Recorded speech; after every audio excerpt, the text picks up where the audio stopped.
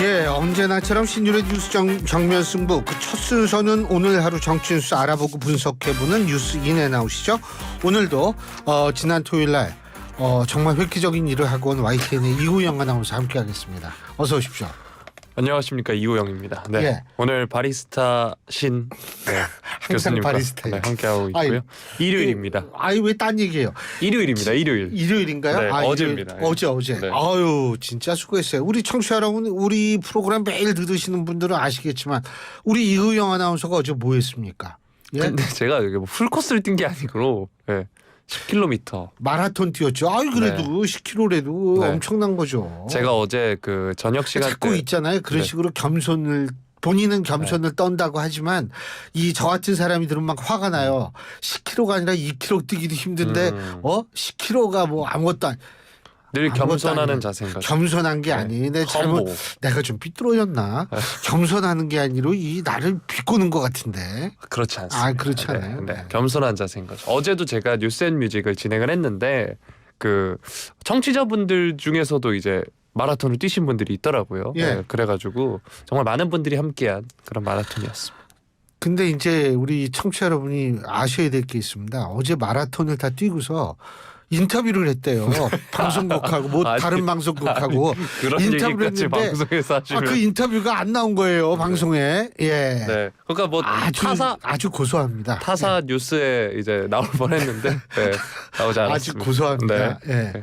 근데 그날 뛸 때 비 안 왔어요? 비 안 왔나? 출발 때는 안 오다가 마지막에 와서 아주 시원하게 마무리를 했습니다. 시원하게. 네. 아니 근데 춥지는 않았죠? 네. 그런데 또 오늘은 또 추워지고 있어서 걱정이 많이 되네요. 좀 아까 네. 흡연차 밖에 나갔다 왔는데 와 바람이 부는데요. 엄청 지금 혹시 아직 퇴근 전이시고 이 집 안이나 사무실 안에서 저희 방송 들으시는 분들 나가시기 전에 대비 단단히 하고 나가셔야 될 것 같아요. 담배 피다가 추워서 빨리 들어와야지 이런 생각이 절로 들더라니까요. 네, 그리고 이렇게 강풍이 부는 날에는 각자 개인이 조심해야 될 것도 있지만 공사장이나 이런 데서 그 설비 점검도 꼭 철저히 해주시길 부탁드리겠습니다. 바람이 칼바람이에요. 네.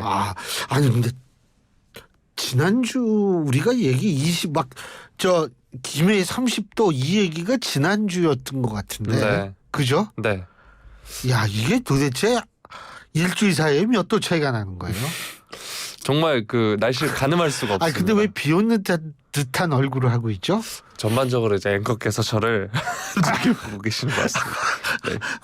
제가 반성하고 많이 분발하고 조금 더 열심히 하는 이상해요. 그런 자세를 갖도록 하겠습니다. 날씨 얘기를 하는데 왜 그렇게 오지? 저 스스로 이상하네. 혁신하도록 하겠습니다. 네. 우리 혁신 얘기해야죠. 참 그 전에 네.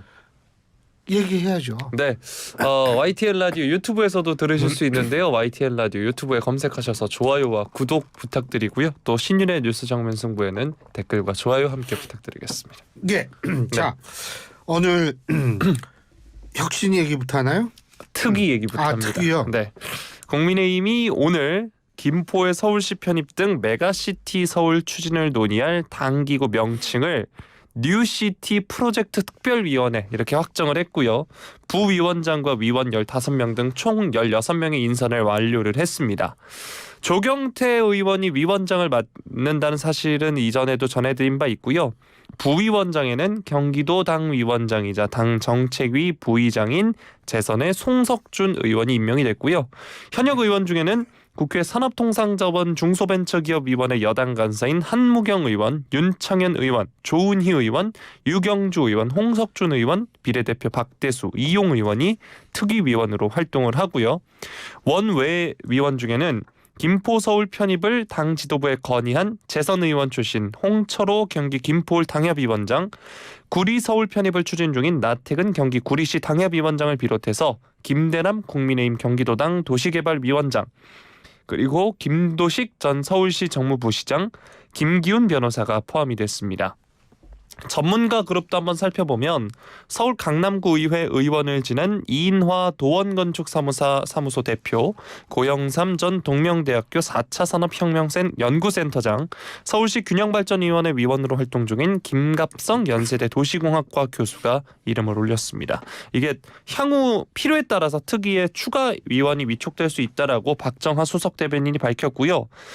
메가시티를 서울, 부산, 광주 삼각축으로 논의한다고 한 언론 보도에 대해서 빠른 얘기로 좀 더 봐야 할 것이다 이렇게 이야기를 했고, 일단 현재는 시민 요구가 있었던 김포에서부터 시작하는 거고 서울 인근에서 요구가 있는 경우에는 받아서 검토하는 것이라서 수도권을 벗어나서 확정하는 것은 말씀드리기 이르다 이렇게 이야기를 했습니다. 자, 이 메가시티 구상을 전국으로 확대하는 모양새로도 보입니다. 그런데 내부에서도 이견이 나오고 있거든요. 서병수 의원의 경우에는 서울을 더 메가하게 만든다는 것은 대한민국의 경쟁력을 갉아먹는 것이다 이렇게 얘기했고요. 유정복 인천시장의 경우에는 실현 불가능한 허상이자 국민 혼란만 일으키는 정치쇼다 이렇게 말을 했습니다.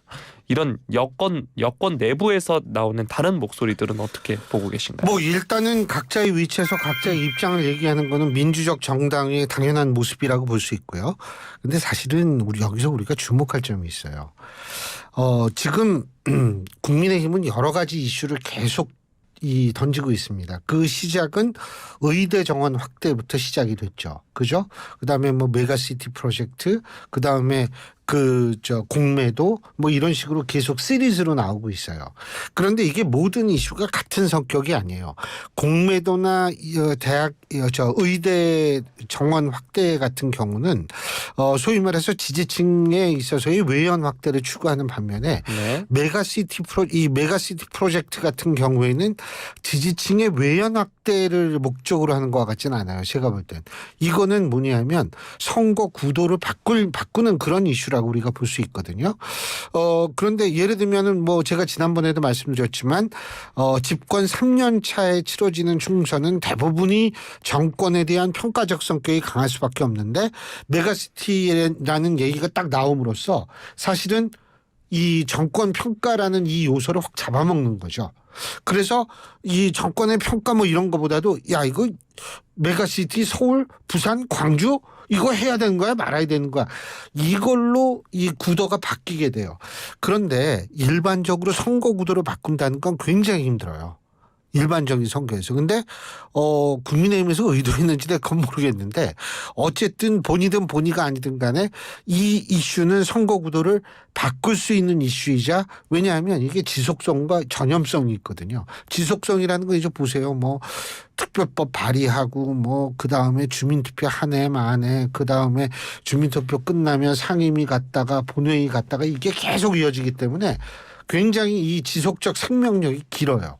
그다음에 전염성도 강하죠. 지금 구리시 나왔죠. 하남시 나왔죠. 계속 나오잖아요. 전염성도 강해요. 그렇기 때문에 이 이슈는 보통 우리나라 이슈 2에서 3주 가는데 굉장히 오래 갈 것이고, 바로 제가 이 말씀을 드리는 이유가 있어요. 선거 구도를 바꿀 수 있는 그런 이슈라는 게 바로 메가시티 문제인데, 그런데요. 이게 선거 구도를 바꾸기 위해서는 제일 중요한 게 뭔지 아세요? 주목도를 계속 높여야 돼요. 그런데 주목도를 높이기 위해서는 모두가 찬성하면 주목도가 안 높아집니다. 예? 그러니까 이게 논란이 좀 더 거세져야 돼요. 지금 민주당 가만히 있는 이유가 뭐예요?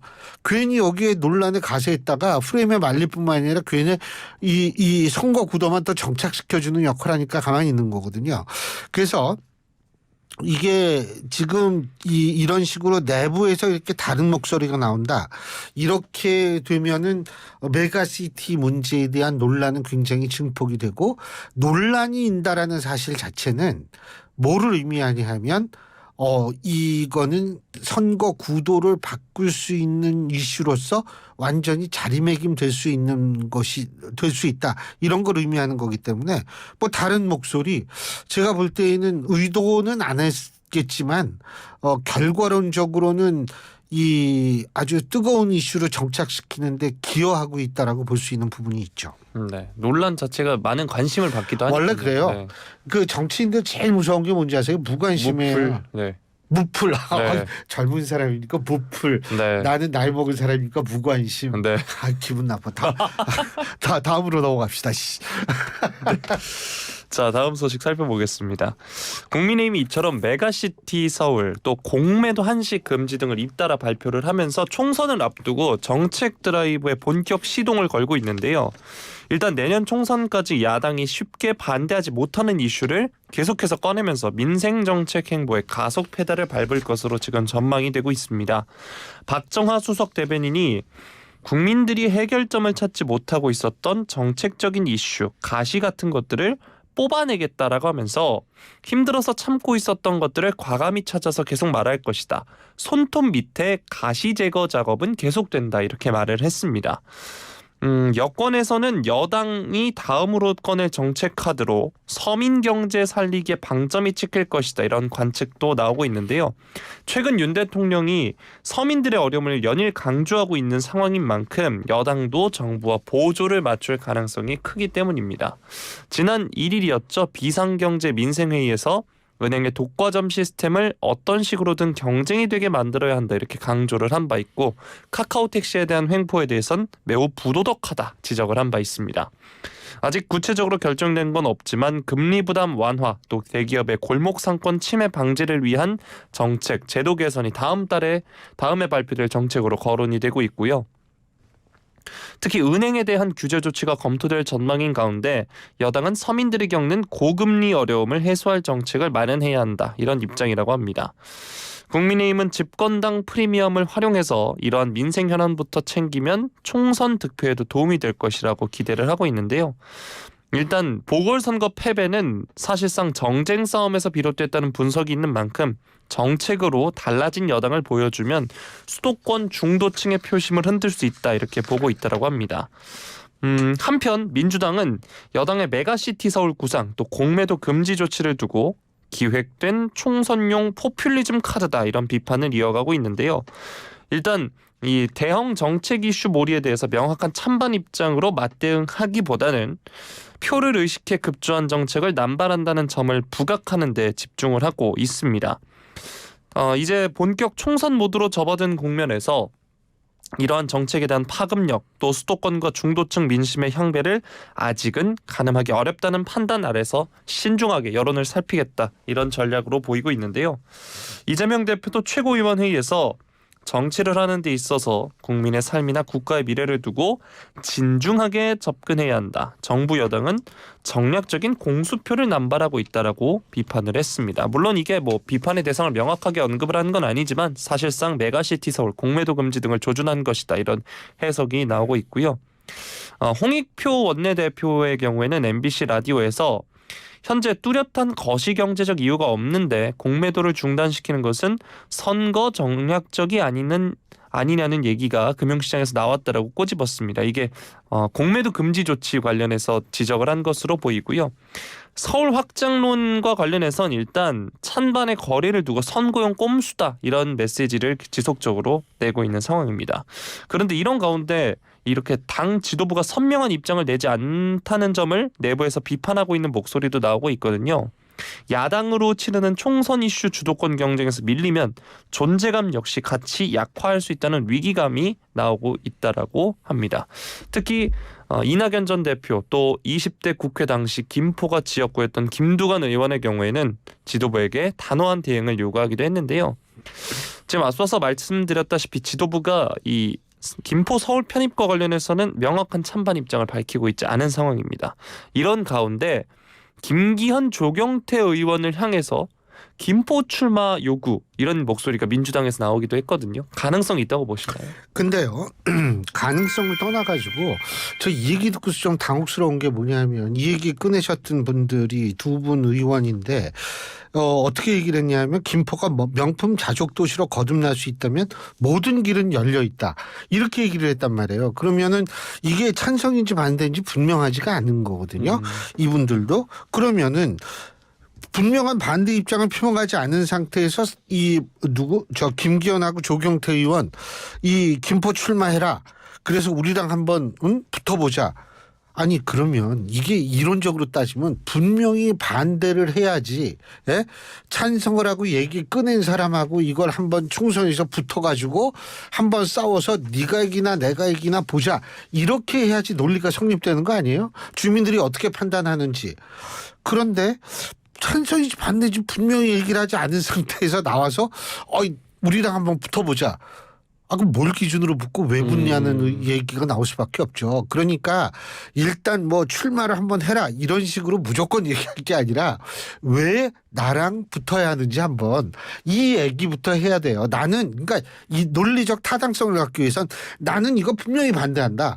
그런데 당신네들 이런 식으로 이걸 얘기를 했으니까 자 선거에서 나랑 한번 붙어가지고 우리 민심을 한번 보자. 이래야지 논리적 타당성이 있죠. 뭐 모든 길은 열려 있고 뭐 찬성인지 반대인지 분명하게 얘기를 하지 않은 상태에서 자기랑 붙자. 글쎄요, 이거는 논리적 타당성을 얻기는 굉장히 힘들고 그냥 정치적 레토릭, 정치적 수사에 불과하다 이렇게밖에 받아들일 수 없죠. 네. 자, 다음 소식 민주당 관련 소식 살펴보도록 하겠습니다. 더불어민주당 총선기획단이 오늘 단장을 맡은 조정식 사무총장 등이 참석한 가운데 국회에서 첫 회의를 열었습니다.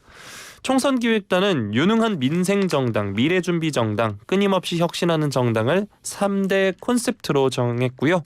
혁신제도, 국민참여, 미래준비, 홍보소통 등 4개 분과를 구성해서 다음 달 말 공천관리위원회 구성 전까지 일주일에 한 번씩 정기회의를 열기로 했습니다. 선거대책위 구성 방안과 김은경 혁신위의 총선 관련 제안 등도 검토할 방침이라고 하는데 앞서서 혁신위가 공천시 현역 의원 하위 평가자에 대한 감점을 강화하는 내용의 혁신안을 지난 8월 발표한 바 있죠. 이와 관련해서 논의 자체는 독자적으로 하고 정리가 되면 지도부에 보고할 것이라고 한병도 의원이 이야기하기도 했습니다.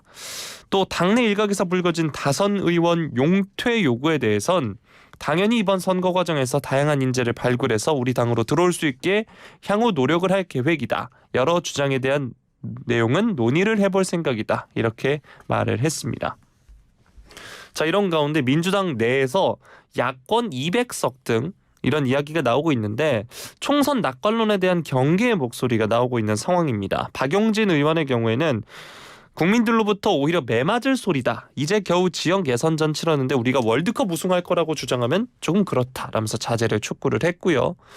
박지원 전 국정원장 역시 대세론 낙관론 운운하면서 총선 200석 확보로 윤석열 정권을 무력화시키자고 하면 국민이 다 떠난다라고 이야기를 했습니다. 자, 민주당 역시 본격적으로 총선을 대비한 움직임 보이고 있는 상황입니다. 이런 가운데 앞서서 말씀드린 이 민주당 200석, 야당 200석, 야권 200석 발언이 나오고 있는데 이재명 대표 역시 낮은 마음으로 선거에 임해야 한다 강조를 하고 있고요. 이 소식 뉴스인 부탁드리겠습니다. 저는 이 얘기 들으면서 언제 뭐가 생각이 나냐면 과거 민주당 최고위 인사가 우리가 20년 집권해야 된다라고 얘기를 했다가 좀 있다가 50년은 집권해야 된다 이런 식으로 이게 해가 자꾸 늘어났거든요. 근데 결국은 정권이 교체됐어요. 제가 자꾸 이게 떠올리는 게 뭐냐면 우리나라 유권자들은 이 약자 피해자에게 되게 동정적이에요. 이거 우리나라의 아주 특징적인 유권자의 그 정치 이 행태입니다. 그런데 여기에서 이게 지금 200석을 얘기를 하는 건 강자 코스프레거든요. 이 강자 코스프레를 해가지고 중도층의 지지를 흡수하겠다. 와, 이거는 좀 아니죠. 그러니까 이제 박지원 전 원장이나 이재명 대표나 뭐냐면 낮은 자세로 임하자 뭐 박지원 대표는 박지원 전 원장 같은 거 항상 얘기하는 게 있잖아요. 저는 골프를 쳐본 적이 없어서 모르겠는데 골프하고 정치는 고개를 드는 순간 진다 뭐 이런 얘기 하거든요. 골프 쳐요? 아니요. 골프 쳐본 적 없어요? 네. 젊은 사람도 많이 치던데 전 여태까지 태어나서 골프 채 잡아본 적이 없어요. 근데 그런 식으로 이제 박지원 전 원장도 얘기해요. 그 이유가 왜 그러냐 하면 우리나라의 어떤 유권자들의 정치 행태를 잘 알기 때문에 얘기를 하는 거거든요. 근데 200석을 얘기를 한다. 야, 이거는 참 그렇고요. 제가 볼 때는 200석 얘기할 게 아니라 민주당은 뭐냐면 지금 이슈 주도권을 뺏겼거든요. 완전히 국민의힘에.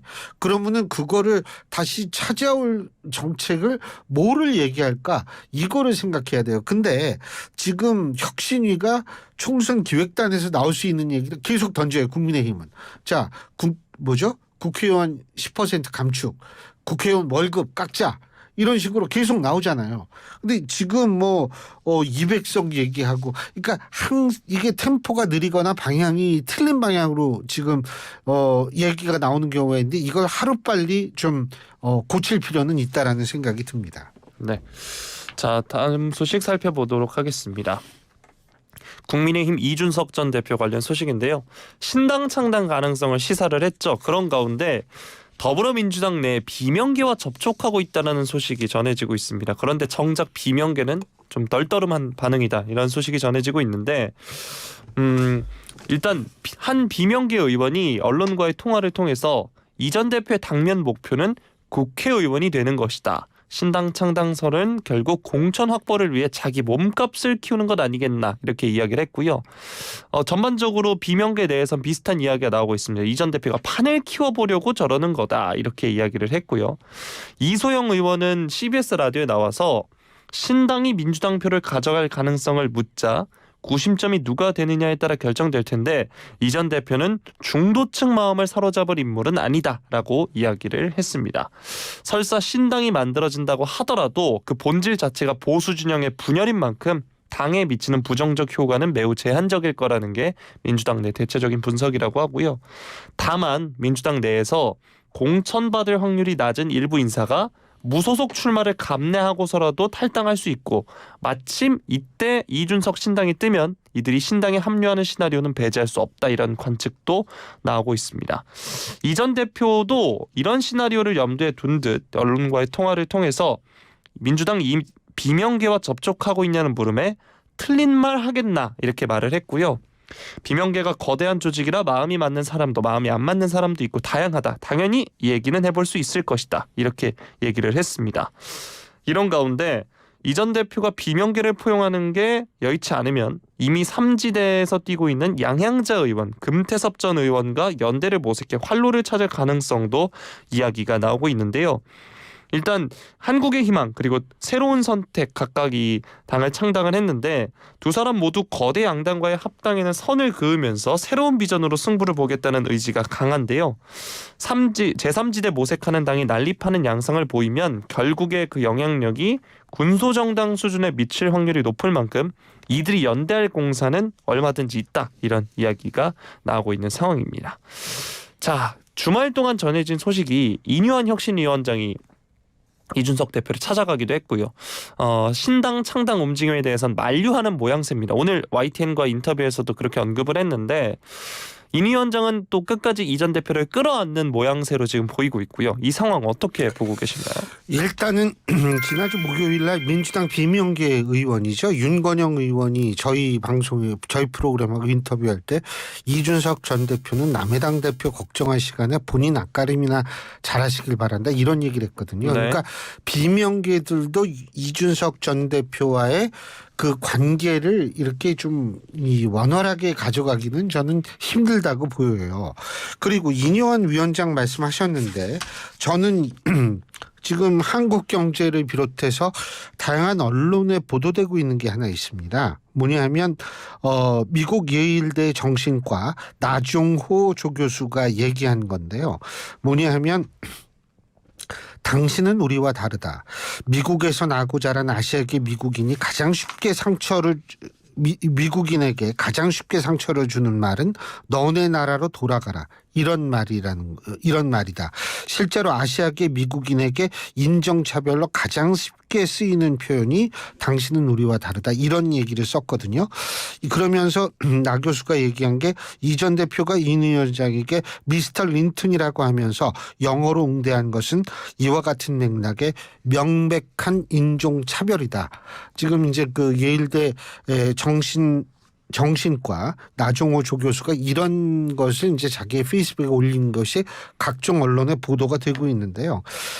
물론 저는 이준석 전 대표가 뭐 인종차별이라든지 너는 외국인이지 한국 사람이 아니다라는 것을 강조하기 위해서 일부러 영어를 안 썼을 수도 있다라고 생각합니다.